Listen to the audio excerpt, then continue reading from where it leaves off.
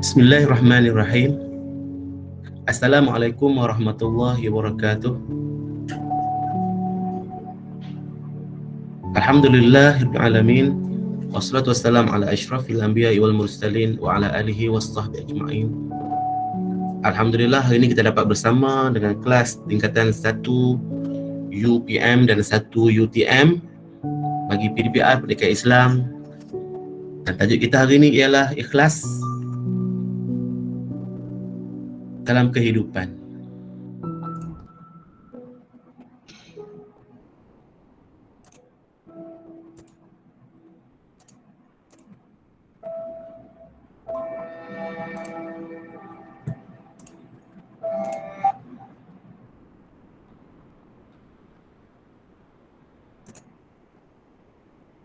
Okey, kita ada dua orang bersama-sama kita hari ini, iaitu Syabil.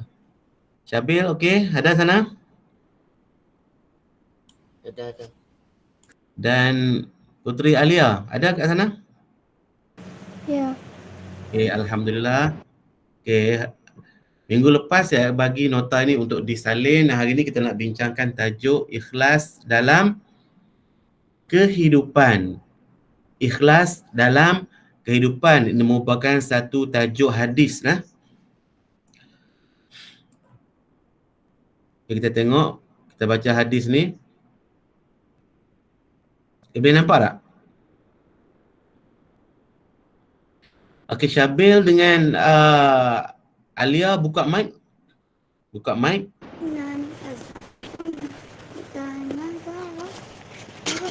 Buka mic dan ikut saya baca. Ikut saya baca. Kita mula. An Amiril Mu'minin Amin. Abi Hafsin Nabi Hafsin Umar bin Al-Khattab Umar bin Khattab radhiyallahu anhu radhiyallahu qala sami'tu Rasulullah sallallahu alaihi wasallam yaqulu innamal a'malu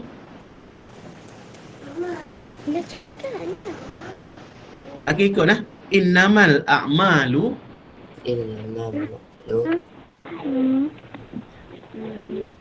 binniyati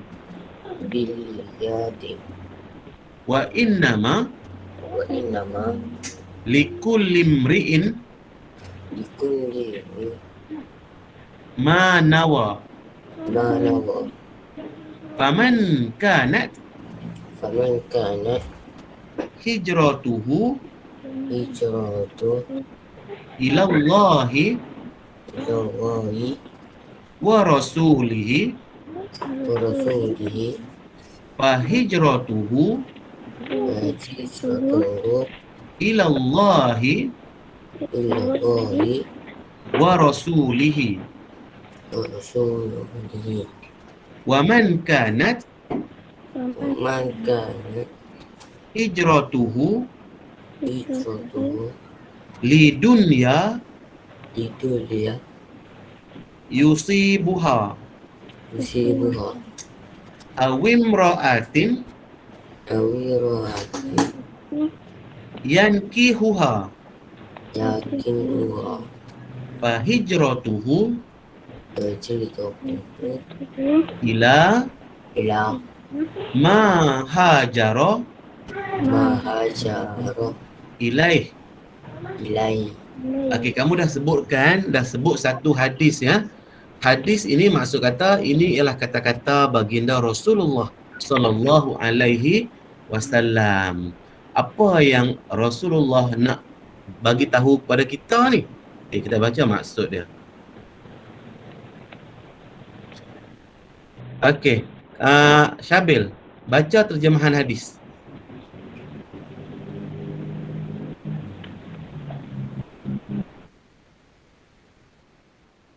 Okey, saya buka kecil lagi. Amirul Mu'minin Abu apa ni?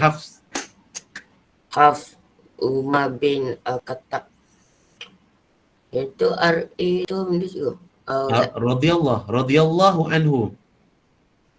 Allah berkata, aku mendengar Rasulullah SAW bersabda, sesungguhnya setiap amalan itu adalah berasaskan niat. Dan sesungguhnya bagi seorang itu berdasarkan apa-apa yang diniatkannya. Sesiapa yang berhijrah kerana Allah selawat dan Rasulnya, maka hijrahnya itu kepada Allah dan Rasulnya diterima dan diberi ganjaran. Dan sesiapa yang berhijrah kerana tujuan keduniaan yang ini diperolehinya, dia akan mendapatnya. Atau sesiapa yang berhijrah kerana wanita yang ingin dinikahinya, maka hijrahnya akan mendapat apa yang diniatkan. Baik, bagus. Syabil. Jadi itulah terjemahan hadis yang kita baca tadi. Jadi kita nak faham apa benda yang Rasulullah suruh kita ataupun nak beritahu kat kita. Jadi kita baca terjemahan ni, kita faham. Jadi kita tengok balik. Apa dia? Nabi kata apa? Nabi kata bermula di sini. Apa dia tu? Sesungguhnya setiap amalan adalah berasaskan niat. Dan sesungguhnya bagi seseorang itu berdasarkan apa-apa yang diniatkannya. Okey, saya nak cerita macam ni. Apa saja amalan yang kita buat, okey, adalah ikut niat kita. Niat kita. Boleh faham tak? Alia okey tak? Alia okey tak? Ya. Okey, apa amalan yang kita buat? Tak kiralah kita sembahyang ke, kita tutup aurat ke, kita bercakap dengan orang ke, kita bekerja ke, kita berkomunikasi dan apa saja perbuatan yang kita buat, amalan yang kita buat, kita sembahyang ke, kita puasa ke dan sebagainya adalah berasas niat. Dan seseorang itu akan dibalas mengikut niat dia. Itu maksud kata ikhlas dalam kehidupan. Jadi, sesiapa yang berhijrah kerana Allah dan Rasul, maka Allah akan terima dan beri ganjaran. Apa dia maksud berhijrah? Maksud kata berubah. Berubah hidup dia. Berbuat sesuatu benda daripada yang buruk kepada baik. Contohnya kan, itu berhijrah. Tapi kalau dia hijrah itu kerana Allah, kerana Rasul, maka akan diterima dan diberi ganjaran. Tapi kan kalau dia berhijrah tu kerana selain daripada Allah dan Rasul, dia akan dapat apa yang dia niatkan sahaja, tidak mendapat ganjaran dan tidak diterima oleh Allah. Itu maksudnya. Dan sesiapa yang berhijrah kerana tujuan keduniaan, ini dia ni. Dan sesiapa yang berhijrah kerana tujuan keduniaan yang ingin dia diperolehinya, dia akan mendapatnya. Dia akan mendapat hak dunia dia tu lah, hak tujuan dunia yang dia nak tu lah. Dia tak dapatlah ganjaran daripada Allah. Tak dapatlah pahala daripada Allah. Sebab dia niat dia kerana nak tujuan dunia. Contohnya dia buat baik. Contohnya dia pakai pakaian tutup aurat. Tapi niat dia tujuannya supaya orang puji. Maka dia dapat pujian orang je lah. Dia tak dapatlah pahala. Dia faham tak? Kalau dia solat Allahu Akbar. Tapi niat dia tu sebab nak suruh orang kata dia alim. Nak suruh orang kata dia rajin. Maka dia tak dapat pahala lah. Tapi kalau dia niat bersolat Allahu Akbar, niat dalam hatinya aku solat ni kerana Allah suruh, kerana Allah, aku ni hamba Allah, maka Allah bagilah ganjaran dan pahala ke atas amalan tu. Itu maksud hadis ni. Jadi dia sambung, dan sesiapa yang berhijrah kerana tujuan keduniaan yang ingin diperolehinya, dia akan mendapat tujuan dunia dia lah. Kalau dia nakkan pujian, dia dapat pujian lah. Kalau dia nakkan orang tengok perbuatan dia, dia dapat orang tengok tu je lah. Tapi macam mana dia nak dapat pahala? Macam mana nak dapat ganjaran di sisi Allah? Caranya ialah dia kena niat. Kalau solat, niat. Solat tu kerana Allah, bukan kerana orang. Kalau dia puasa kerana Allah, bukan kerana orang. Bukan kerana nak suruh orang kata dia rajin dan alim tak. Kalau dia tutup aurat dengan sempurna contohnya, dia kena niat dalam hatinya, perbuatan dia tu, amalan dia tu untuk Allah dan Rasul. Kerana Allah suruh. Bukan kerana nak tunjuk kat orang. nak tunjuk kata orang, nak suruh orang kata dia alim, suruh orang kata dia rajin. Kalau itu niatnya, dia tak dapat pahala. Faham tak? Okay, dia kata lagi, sesiapa yang berhijrah kerana wanita yang ingin dinikahinya, maka hijrahnya tu akan mendapat wanita je lah, tak dapatlah pahala di sisi Allah. Okay, boleh faham setakat tu? Boleh faham Syabil? Boleh. Alia, boleh faham Alia? Boleh. Alhamdulillah. Jadi kamu dua orang, kamu kena ingat, kalau lepas ni kita buat sesuatu benda yang baik, niat kita kena betul. Niat mesti kerana Allah dan Rasul. Kalau kita pergi niat kerana yang lain daripada Allah dan Rasul, niat kerana takut dekat ayah, takut dekat mak, niat kerana takut orang kata kita malas. Kerana orang-orang tu, maka kita tak dapatlah pahala daripada Allah. Okey, dapat yang kita nak tu je lah. Okey. Seterusnya kita tengok hadis tersebut hadis tersebut menjadi asas dan peringatan kepada umat Islam bahawa pentingnya sifat ikhlas. Okey, sifat ikhlas. Sebut Syabil, ikhlas. Ikhlas. Sebut Alia, ikhlas. Ikhlas. Okey. Pentingnya sifat ikhlas dalam perbuatan kita. Setiap amalan yang dilaksanakan dengan ikhlas kerana Allah akan mendapat ganjaran yang besar di sisi Allah. Allah akan beri ganjaran. Tapi dengan syarat apa? Dengan syarat kita buat itu kerana Allah. Kerana Allah suruh. Sebab tu bila kita niat, kan kita niat kan? Tak kira lah niat solat ke, niat puasa ke, niat ambil wuduk ke. Okay? Kita kata apa?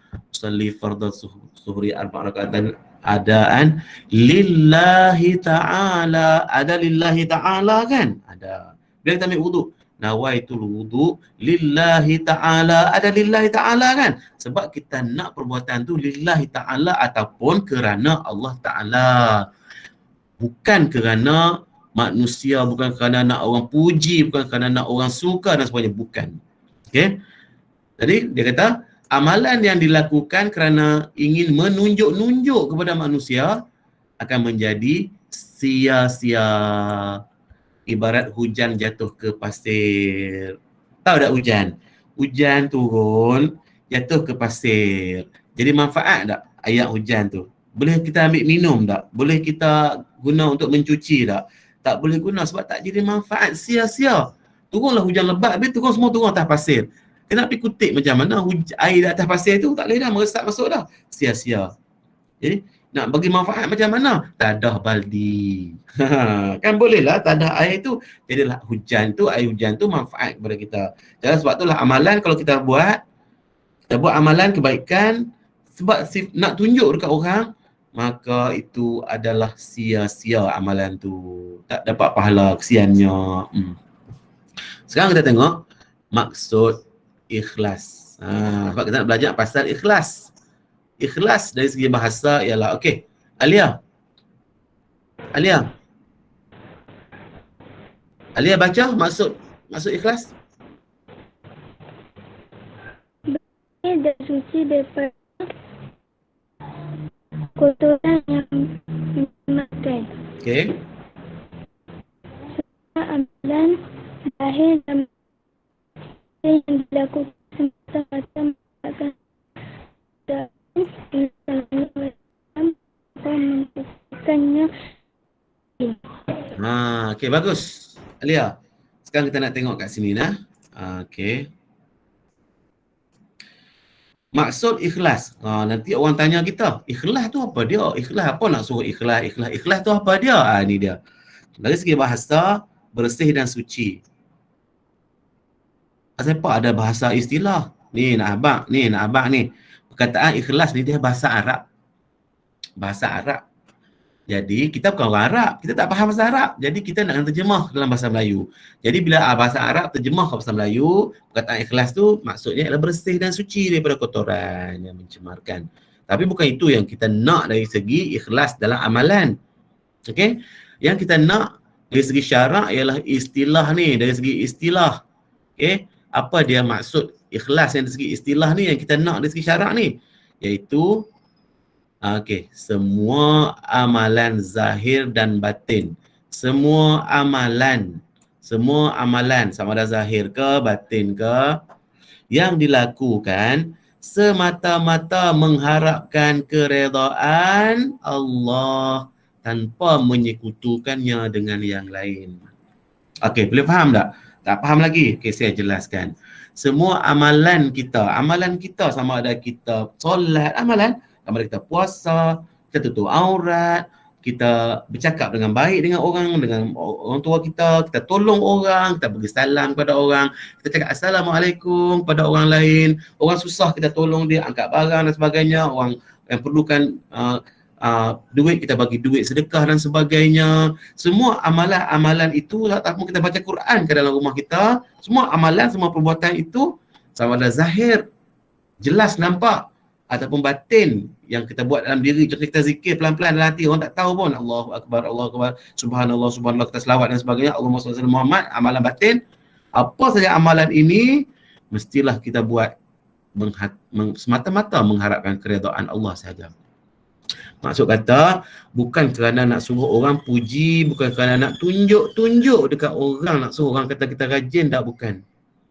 Jadi kita kena bezakan dari segi niat kita. Kita buat sesuatu perkara, sesuatu amalan ni, apa tujuan kita? Nak suruh Allah terima amalan kita, nak bagi kita pahala, ataupun kita nak tunjuk dekat orang. Dia takkan berlaku dua-dua sekali. Niat nak tunjuk dekat orang, pada masa yang sama Allah bagi pahala. Tak mungkin berlaku. Pilih yang mana kita nak. Pilihlah buat kerana Allah. Jadi insya-Allah Allah yang bagi pahala kat kita. Orang tak mampu bagi pahala kat kita. Duit pun tak bagi kat kita, apa lagi pahala? Okey tak? Okey, kita mengharapkan keredaan Allah tanpa menyekutukannya dengan yang lain. Maksud kata kita menduakan Allah. Maksud kata kita syirik kepada Allah. Okey. Tahukah kamu bahawa musuh kepada sifat ikhlas. Sifat ikhlas ni ada musuh dia. Apa dia musuh dia? Yang pertama riya, yang kedua sum'ah, yang ketiga ujub. Sebut Ustaz, Syabil, riya, Ya, sum'ah, sum'ah, ujub. ujub. Alia, sebut Ustaz, riya, Siap. sum'ah, ujub. Ujub. Ujuk. Ini tiga-tiga ni merupakan musuh kepada sifat ikhlas. Okey? Depa takkan berkawan punya, tak akan kawan punya sebab depa musuh. Apa dia riak? Riak ialah melakukan amalan untuk dilihat dan dipuji oleh orang lain. Buat amalan, contohnya berzikir, berselawat, Allahumma salli ala Muhammad, ataupun kita solat, Allahu akbar. Tapi tujuan dia tu untuk orang puji, untuk orang tengok. Itu namanya riak. Yang kedua, sum'ah. Sum'ah ialah memberitahu manusia amalan yang dilakukannya untuk mendapatkan sesuatu ganjaran. Okey. Memberitahu kat orang, memberitahu manusia. Duk sembang dengan orang cakap, hantar tak semalam aku puasa. Puasa apa? Aku puasa sunat. Sebab semalam hari Khamis aku puasa sunat hari Khamis. Habaq kat orang. Sebab apa habaq? Nak suruh orang puji, nak suruh orang kata, hang rajin no. Hang bagus lah. Ya aku tak boleh lah buat macam hang. Puas, lega, seronok. Sebab bila kita bagi tahu kat orang macam tu, orang tahu dan orang puji kita. Itu sum'ah. Amalan tu sepatutnya kita dapat pahala tapi tak dapat pahala. Ingat tu Syabil dengan Alia. Kita buat amalan apa pun kalau kita niat nak tunjuk kat orang, tak dapat pahala. Tak dapat pahala. Okey? Yang ketiga, ujub. Apa dia ujub? Ujub ialah bangga dengan amalan dan kelebihan yang ada pada diri sendiri. Contohnya, okey, kita bersedekah. Ada tabung, kita bagi. Kita tengok orang lain tak bagi pun. Aku seorang yang bagi. Aku hebat sekali. Dia main macam tu. Dia main macam tu namanya ujub. Tak dapat pahala juga. Jadi ciri-ciri orang yang benar-benar ikhlas akan melakukan suatu amalan, ciri orang-orang yang ikhlas ialah orang-orang yang benar ikhlas akan melakukan suatu amalan semata-mata untuk mendekatkan diri kepada Allah serta mengharapkan keredaannya. Firman Allah dalam surah Al-Bayyinah ayat 5, A'udzu billahi minasyaitonir rajim. Wa ma umiru illa liya'budullaha mukhlishina lahuddin. Maksud kata, mereka tidak diperintahkan melainkan supaya menyembah Allah dengan mengikhlaskan ibadat kepadanya. Okey, sekarang kita tengok ciri-ciri orang yang ikhlas. Sekejap, lagi besar sikit. Aku tak nampak. Nampak kan? Okey. Ciri-ciri orang yang ikhlas. Macam mana kita nak kenal pasti orang-orang yang ikhlas ni? Yang pertama, dia melakukan kebaikan dengan istiqamah ataupun konsisten, berterusan. Istiqamah, dia kata consistent. Okey. Yang kedua, apa dah is consistent? Aku tak tahu juga. Maksud kata, istiqamah ni berterusan. Hari ni buat, esok buat, lusa buat. Tak berhenti. Itu kata istiqamah ataupun konsisten.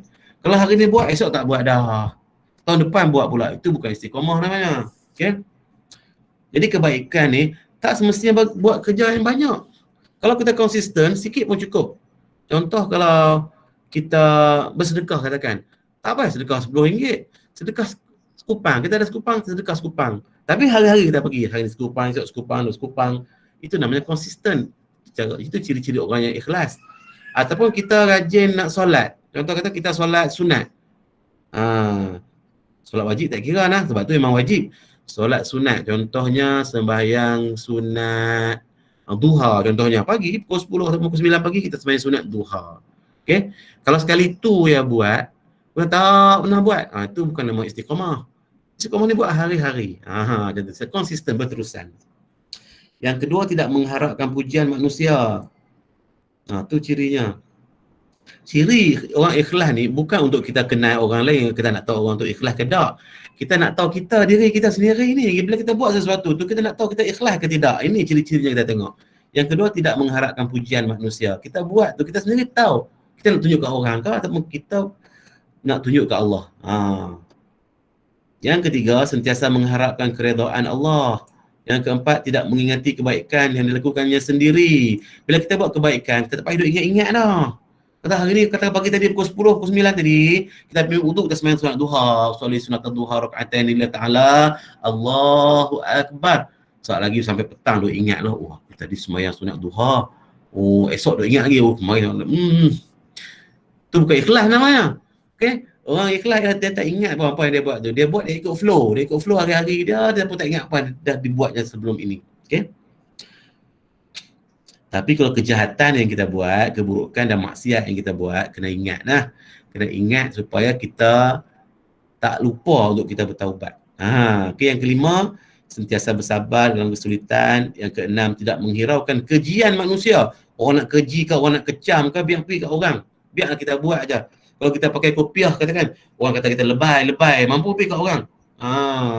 Yang ketujuh, mengharapkan ganjaran pahala di akhirat. Nak yakin bahawa semua kebaikan yang kita buat ni, bila pahala tu akan dibalas di akhirat. Kita yakin adanya akhirat. Dan di sana tempat kita dibalas. InsyaAllah lah kita akan istiqamah ataupun konsisten melakukan kebaikan. Sebenarnya kita tengok kepentingan ikhlas. Kepentingan ikhlas 1 sampai 6. Syabil baca.